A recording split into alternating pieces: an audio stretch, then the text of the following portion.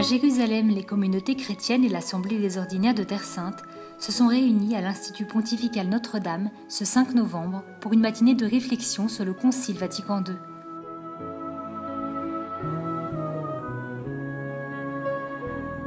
Dans leurs interventions, le patriarche latin de Jérusalem, Monseigneur Fouad-Toile, et l'archevêque Monseigneur Georges Bakouni sont revenus sur le caractère novateur de ce concile. Pour le père Pierre Battista Pizzaballa, custode de Terre Sainte, qui a vécu les changements apportés par le concile lors de ses premières années de formation au séminaire, ces documents ont ouvert de nouvelles voies de dialogue dans l'Église qui, avec le temps, se sont développées. Le document est très important parce qu'il a changé toute la position de l'Église et a exprimé vraiment ce que pense l'Église et ce qu'elle tend à vivre avec les Juifs. Après une longue histoire qui a parfois été pleine de problèmes, de conflits. Et maintenant, les choses ont beaucoup amélioré. La mission de l'Église dans le monde fut l'un des thèmes abordés, ainsi que l'importance de la parole de Dieu dans l'Église, le peuple de Dieu, la mission laïque et sacerdotale, et le thème de la justice et de la paix.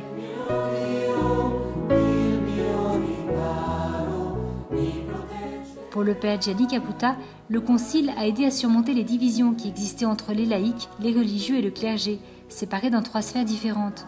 La première est celle de la liturgie, la seconde de l'appartenance à l'Église et la troisième, la parole de Dieu. In modo particolare i laici, dice il Concilio, hanno qualcosa di speciale. Les laïcs, nous dit le Concile, ont de manière particulière quelque chose de spécial, parce qu'ils sont plus directement impliqués dans la culture de leur pays, d'abord quand ils sont formés dans les écoles, puis lorsqu'ils connaissent les problèmes de l'emploi, de la profession et de la communication sociale. Appunto del lavoro, della professione, della comunicazione sociale.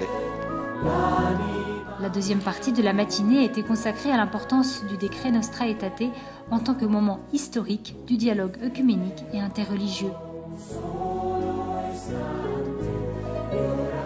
Le 28 octobre 1965, en effet, le pape Paul VI a promulgué la déclaration Concilia Nostra Aetate sur la relation avec le judaïsme, l'islam et les religions non chrétiennes. Un texte prophétique qui a ouvert à l'Église un nouveau chemin. Dans nos relations avec le peuple juif, Nostra Aetate est une révolution. Je voudrais utiliser ce mot fort parce que les chrétiens eux-mêmes furent appelés à ce moment-là à une véritable conversion à 180 degrés. Parce qu'avant le concile, on parlait des Juifs en disant « ils ont tué le Christ, ils ont refusé de le rencontrer ». Et Dieu est en colère contre eux et les rejette.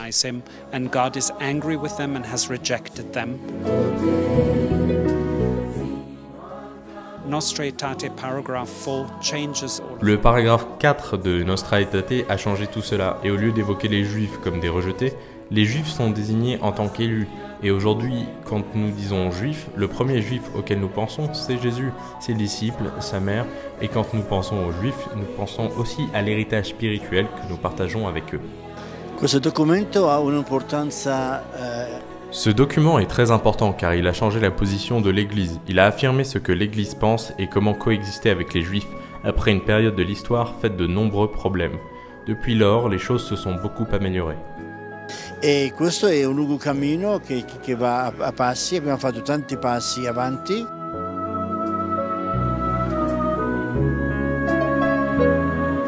In Terra Santa abbiamo voluto ricordare questo avvenimento del 50° anniversario del Concilio.